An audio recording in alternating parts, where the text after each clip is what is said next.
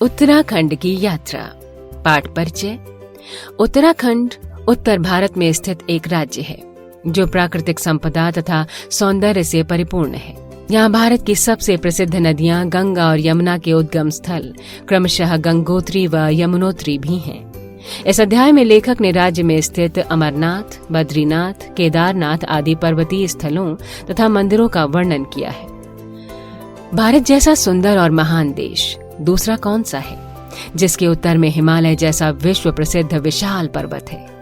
इस पर्वत को हम देवताओं का स्वर्ग कहें, ऋषियों का तपोवन कहें, प्राकृतिक सुषमा का भंडार कहें, उत्तर का प्रहरी कहें या संसार का सौंदर्य कहें, चाहे जो कुछ भी कहें, ये पूर्ण रूप से सत्य होगा। इस पुण्य भूमि का भारत के इतिहास से गहरा संबंध है।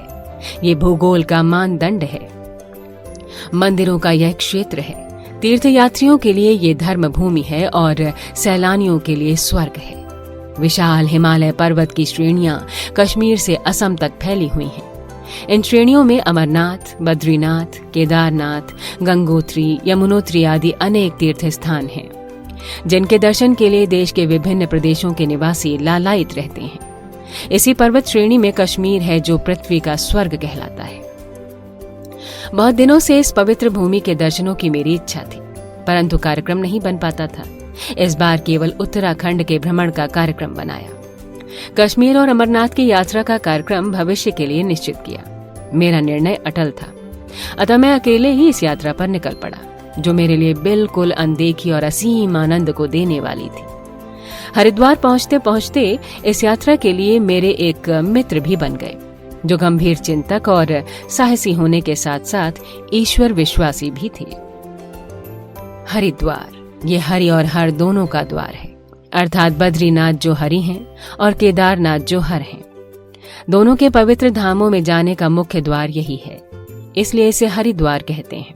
इसके पुराने नाम कपिलस्थान और मायापुरी हैं। यहीं से गंगा समतल प्रदेश में प्रवेश करती है। गंगा की तो ये क्रीड़ा भूमि है। हर की पौड़ी पर स्नान का बहुत महात्म्य है। यहाँ अनेक देवी देवताओं के मंदिर हैं। यहाँ आकर पर्वत यात्री का मन कुछ दूसरा ही हो जाता है।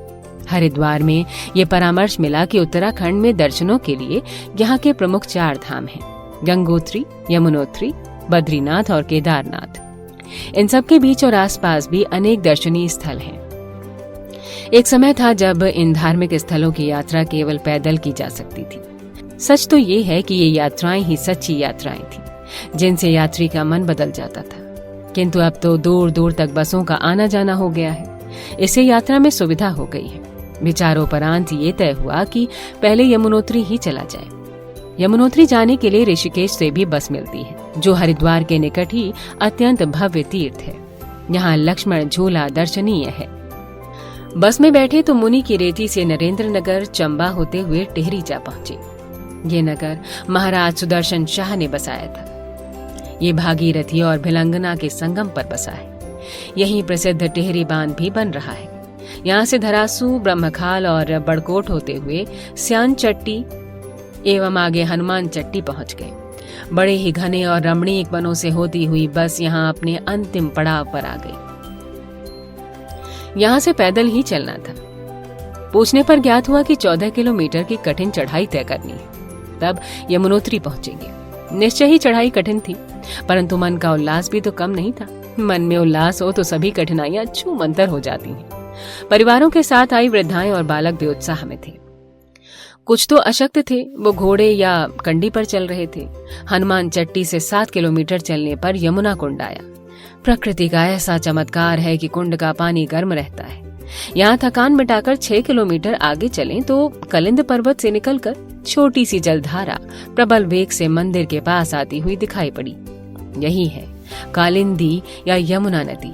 कहते हैं कि यहाँ अग्निदेव ने तप किया था। एक गर्म कुंड यहाँ भी है, जिसमें दाल या चावल कपड़े में बांधकर लटका देने पर थोड़ी ही देर में पक जाते हैं। यमुनोत्री प्राचीन सिद्ध तीर्थ है। यहाँ यम ने तपस्या कर लोकपाल का पद प्राप्त किया था। यमुना देवी के मंदिर में हमने भी श्रद्धा से दर्शन किए। पास में ही सूर्य कुंड और जानकी कुंड तीर्थ हैं। लौटकर हनुमान चट्टी आए, फिर मोटर की वापसी यात्रा आरंभ हुई। अब लक्ष्य था गंगोत्री। वही सुंदर लुभावना मार्ग था। कुछ ही देर में धरासू से 2 किलोमीटर पहले उत्तर काशी की ओर मुड़ गए। उत्तर काशी, उत्तर की काशी, ये एक सुंदर नगर है। आसपास के गांवों में अच्छे सेठ रहते हैं। स्थान स्थान पर बस रुकती चलती रहती है, जिससे यात्री अपनी आवश्यकताएं पूरी करते हुए आगे बढ़ते हैं। उत्तर काशी से लंका चट्टी 87 किलोमीटर की दूरी पर है और वहां से 3 किलोमीटर दूर भैरव घाटी। भैरव घाटी से गंगोत्री केवल 10 किलोमीटर है। गंगोत्री के आसपास का दृश्य बड़ा ही मनोरम था। यहाँ एक आकर्षक मंदिर था जिसमें गंगा, यमुना, सरस्वती, लक्ष्मी, पार्वती और अन्नपूर्णा की मूर्तियां हैं। यहाँ महाराज भगीरथ की भी मूर्तियां हैं। इससे 1 किलोमीटर नीचे गंगा धारा ऊंचाई से शिवलिंग पर गिरती है। उसी के निकट गौरी कुंड है। यहाँ अनेक साधु रहते हैं। यात्रियों के ठहरने की सुविधाएं भी यहाँ हैं। गंगोत्री से लगभग 18 किलोमीटर आगे गोमुख है। वस्तुतः गंगा गोमुख से निकलती है। यहाँ का दृश्य बड़ा ही सुंदर तथा मनोहारी है। फलों की अनुपम घाटी है। गोमुख तक सभी यात्री नहीं जाते क्योंकि आगे का रास्ता कठिन तथा दुरूह है। गंगोत्री से लौटकर फिर टिहरी आए। अब केदारनाथ जाना था, जो यहाँ से लगभग 350 किलोमीटर दूर है। टिहरी से केदारनाथ जाने के लिए 2 रास्ते हैं। हमने जो बस पकड़ी वो टिहरी से श्रीनगर पहुंची। श्रीनगर गढ़वाल नरेश की राजधानी रहा है। यहाँ कमलेश्वर महादेव का मंदिर है। वहां से चले तो रुद्रप्रयाग पहुंचे। यहाँ अलकनंदा और मंदाकिनी का संगम है। रात भर जल के घरघराहट की ध्वनि आती रही, जो कि आत्मा को शांति दे रही थी। रुद्रप्रयाग से अलकनंदा का पुल पार कर हम मंदाकिनी के किनारे किनारे अगस्त्य मुनि पहुंचे। यह अगस्त्य मुनि की तपोभूमि है। यहाँ विशाल घाटी है और अनेक मंदिर हैं। मदमहेश्वर पहुंचकर तो जैसे सब कुछ भूल गए। गुप्त काशी और उखी मठ भी रुके। उशी मठ उषा अनिरुद्ध के आख्यान से संबंधित है। सोनप्रयाग होकर अंत में गौरी कुंड पहुंच गए। यहीं तक बस जा सकती है। यहाँ भी गर्म कुंड है, जिसमें यात्री स्नान करते हैं। खाने पीने और रात्रि विश्राम का भी उचित प्रबंध है। अब 11 किलोमीटर कठिन चढ़ाई पर जाना था। मार्ग दुर्गम था और पैर फिसला तो गहरी घाटी में गिर जाने का डर रहता है। परंतु केदारनाथ की जय बोलते हुए यात्रियों के साथ हम भी केदारनाथ जा पहुंचे। ऊपर बर्फीले पर्वत, उनकी गोद में ये कलात्मक सुंदर मंदिर। मंदिर में चट्टान जैसा ही शिवलिंग, अंदर दीवार पर कुंती और 5 पांडवों की मूर्तियां भी हैं। कहते हैं कि इस मंदिर का निर्माण पहले पांडवों ने ही कराया था। मंदिर के द्वार पर नंदी की विशाल मूर्ति है। भैरवशिला और मनु गुफा भी निकट ही है। शंकराचार्य जी की समाधि भी यही है। बिना किसी भेदभाव के सभी तीर्थ यात्री यहाँ श्रद्धा पूर्वक दर्शन करते हैं। केदार घाटी बहुत ही आकर्षक है। इस क्षेत्र में तुंगनाथ का मंदिर, रावण शिला रुद्रनाथ गुफा एवं फूलों की घाटी भी है। यहाँ से कुछ दूर पर गोपेश्वर मंदिर भी है, जो चमोली जिले में है। केदारनाथ के दर्शन के उपरांत बद्रीनाथ के दर्शनों की लालसा थी। बस लौटी और फिर से रुद्रप्रयाग पहुंचे। अब अलकनंदा के किनारे बद्रीनाथ की घाटी में घने चीड़ के वृक्षों की कतारें साएं साएं कर रही थीं। उनके बीच अलकनंदा और पिंडर के संगम पर कर्णप्रयाग है। कभी यहाँ दानवीर कर्ण ने सूर्य की तपस्या की थी। कर्णप्रयाग से नंदप्रयाग पहुंचे, जहाँ अलकनंदा एवं मंदाकिनी का संगम है। चमोली से पीपलकोटी और गरुण गंगा होते हुए हमारी बस जोशीमठ पहुंची। ये बड़ा महत्वपूर्ण स्थान है। यह आदि शंकराचार्य की तपोस्थली है। यहाँ उनका एक मठ भी है। इसी जगह नरसिंह, नवदुर्गा, वासुदेव आदि के प्राचीन सुंदर मंदिर भी हैं। यहाँ की पहाड़ियों पर फल खूब होते हैं। जोशीमठ के आगे विष्णु प्रयाग है, जहाँ अलकनंदा और धौली का संगम होता है। इससे आगे गोविंद घाट पहुंचे। यहाँ से एक रास्ता प्रसिद्ध फूलों की घाटी एवं हेमकुंड के लिए जाता है। हेमकुंड लक्ष्मण जी का तप स्थान है। यहीं गुरु गोविंद सिंह ने भी तप किया था। सिख यात्रियों की संख्या भी यहाँ काफी होती है। हम गोविंद घाट से पांडुकेश्वर होते हुए हनुमान चट्टिया पहुंचे। अब इससे आगे पर्वतों के बीच खुला मैदान आता है।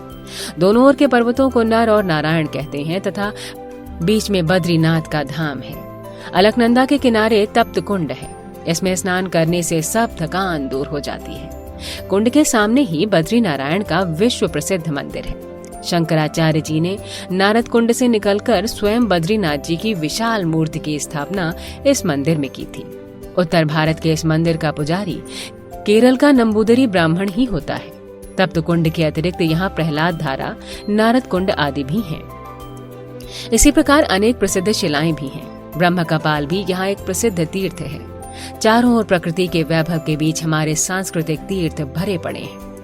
हम लौटकर पुनः बस से यात्रा करते हुए हरिद्वार आ गए। उत्तराखंड की ये एक यात्रा है, परंतु हिमालय का सौंदर्य तो शब्दों की सीमा में बांधा नहीं जा सकता। इसी क्षेत्र में नैनीताल, मसूरी, अल्मोड़ा, रानीखेत, कौसानी जैसे पर्यटन स्थल हैं और तीर्थ तो अनेक हैं। प्राचीन भारतीय संस्कृति का क्रीड़ांगन है ये उत्तराखंड। डॉक्टर लोकेश्वर शर्मा।